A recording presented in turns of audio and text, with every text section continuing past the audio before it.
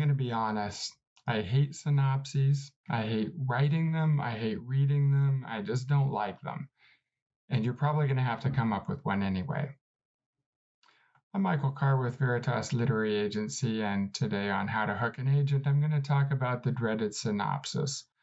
The reality is nobody really likes to write the darn things. I haven't met anyone who is super excited to write a synopsis. If you could tell the story in a page or two, or 3 or 5, or however long your synopsis is going to be, you wouldn't be writing the damn book in the first place, right? You'd be telling the story as a short story, and that's not what you have.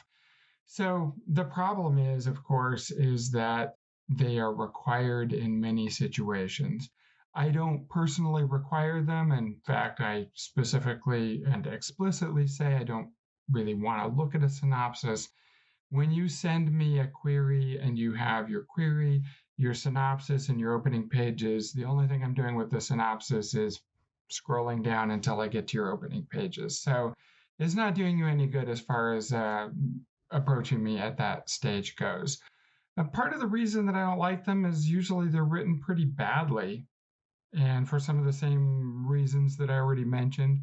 It's just not a story that can be told in a page or two, and it's kind of boring. And it doesn't tell me a lot. You could possibly have a great synopsis and a really terrible book, or what's more common is I see a good book that has a terrible synopsis. So it doesn't really do anything. So I'll scroll down and I'll read the opening pages and see how it hooks me. Just like the channel says, have you hooked me with your writing? And that's all that I really care about going forward. If your synopsis is terrible, you might have to rewrite it down the road, but it's not going to affect me at that stage. There are some people I know who read the opening pages and they want to see where this is going. I don't really need that. I probably get enough of that from your query, which is giving me a brief overview of what your book is about and a general indication, which you can find in other videos, of what your story or your character, your situation, and your problem are, what your character is attempting to do, and then how they resolve or what obstacles they have. All of that should be able to be boiled down in 3 to 4 sentences in your query itself, and then the synopsis is not necessary for me. I will keep reading until the point where I find that it drags or I'm bored or something has snapped me out of the story, and then I'm gone. And that's regardless of what you've done with your synopsis. So the problem is the synopsis is often necessary. And why is that necessary? Well, along the line, someone is going to need to look at that thing. And it's probably because that someone is not going to actually read your book. And the reasons for this are simple. If you are a book buyer for a major book chain, you're going to need to see some summary of what this book is about. It might only be a couple sentences. It might be on a sheet listing a bunch of other titles, and someone has condensed part of your story, this blurb, whatever, and someone's going to say, oh, yes, I want that. No, I don't need that. I'm going to buy some of this. Libraries do kind of the same thing.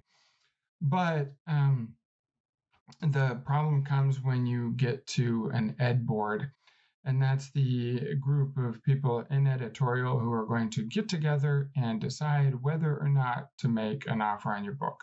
This is after you've got an agent, your agent's gone out on submission, an editor likes the book and wants to make an offer on it, and then she needs to go off and get approval from some people who she works with, who are going to come up with whether or not that they think they can sell enough copies of your book to actually make money for the firm, and come up with what's usually called a P&L statement, which is roughly guessing at what profit and loss is going to look like at the end of the day.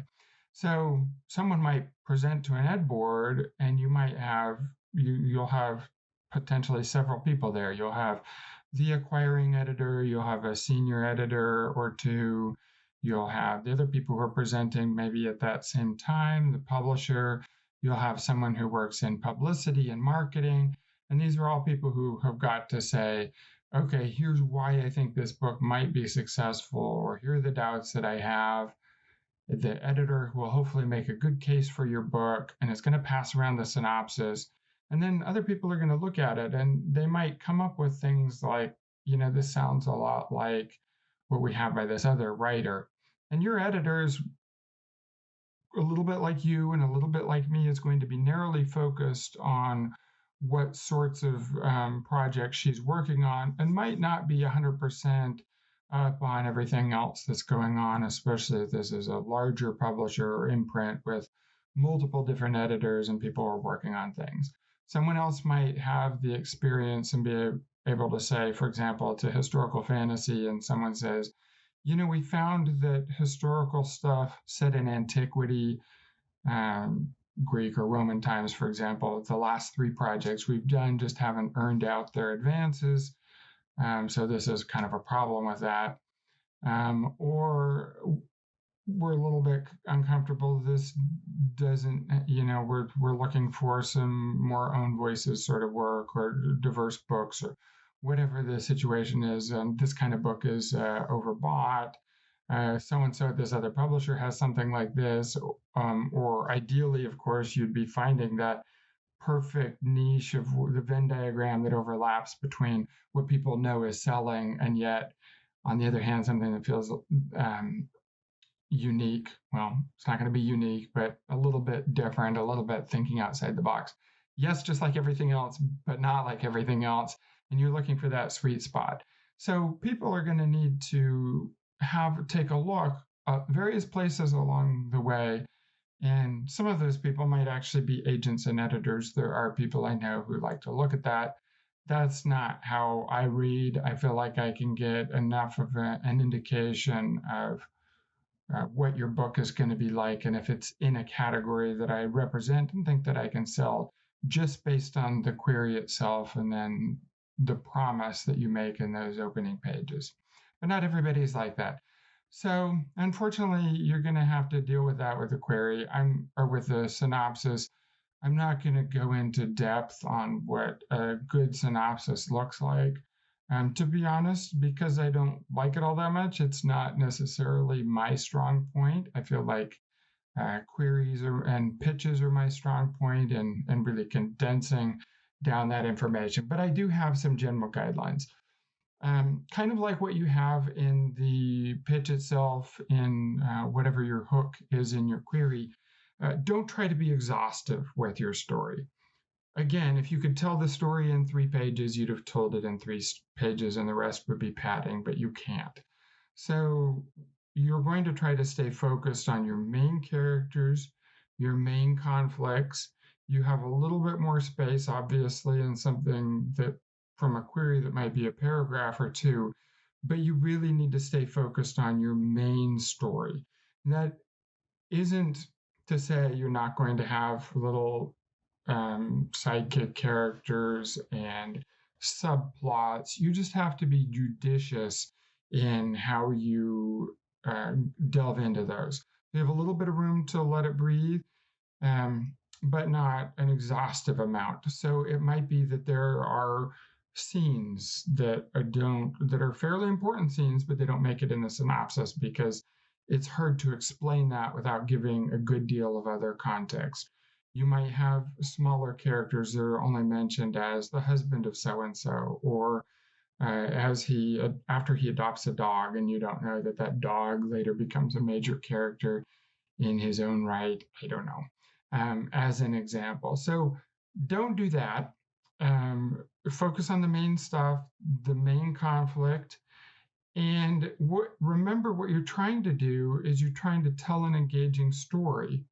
I know it's hard to tell that story as if you're just eliminating not only all the fat subplots, the things that make your book give it depth and richness. You've got to eliminate that and yet still keep the synopsis sounding interesting.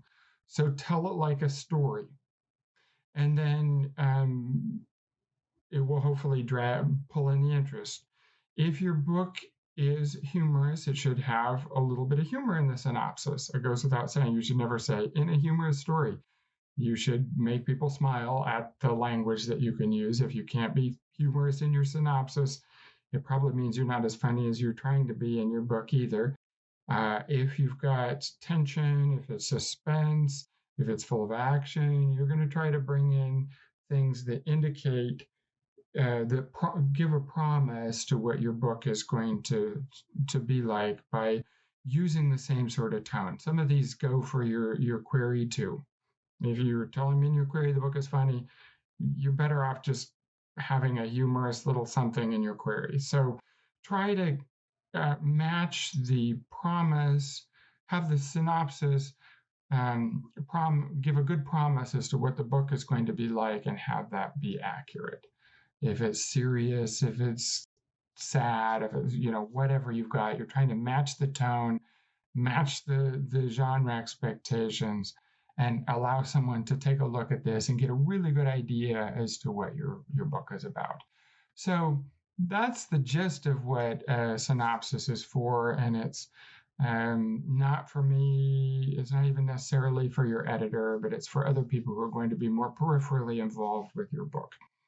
Having said that, it can sometimes be a useful exercise in clarifying your own thoughts when you are working on your book, especially if you're somewhat newer to the process of putting together an entire novel of organized scenes and the entire structure of rising action and whatever structure you're trying to follow.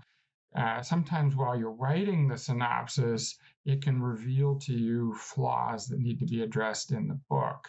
And so I would say in many cases that putting together a synopsis as you're getting ready to start your book can kind of help identify some things that you might need to work on at a time when it's easier to fix things. The later you are in the process of writing the book, of course, the harder, and it's like going into surgery to treat stage 4 cancer when you realize you need to strip out a third of the book because it just doesn't work. So if you try to answer those sort of questions of like, is there enough conflict in this? Is my character proactive enough, or is she just reacting to everything? Does this antagonist carry enough weight to square off against the protagonist, or maybe too much weight? These sorts of things that if you're starting to feel a vague sense of unease while you're writing your synopsis, that might be an indication that there's something structurally wrong with the novel itself that is somewhat hard to identify when you're taking a look at 300, 400, 500 pages of prose all together. Boil that down to a few pages and it might indicate that. So, well, I don't like, I'm not super big fan of a synopsis. I read them under duress. That doesn't mean that it can. You write them under duress, I'm sure, as most people do. That doesn't mean that it can't actually be a very useful tool and perhaps save you a lot of time in the actual process of either rewriting or revisions of your book. Anyway, I would say have fun writing those synopses, but I know you're probably not.